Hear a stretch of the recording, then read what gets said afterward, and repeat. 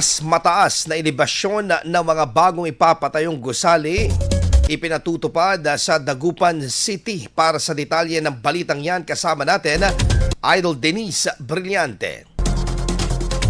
104.7 IFM Report.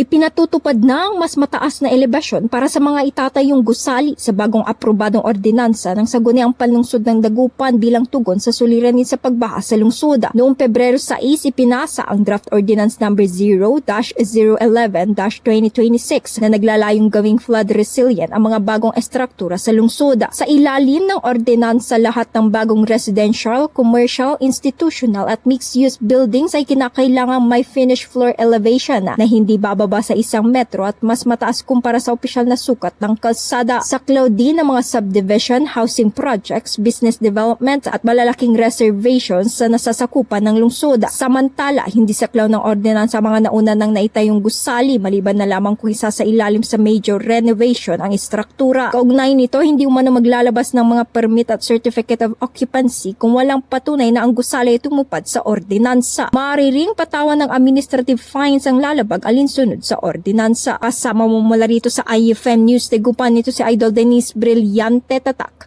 IFM. IFM News. IFM News. IFM News.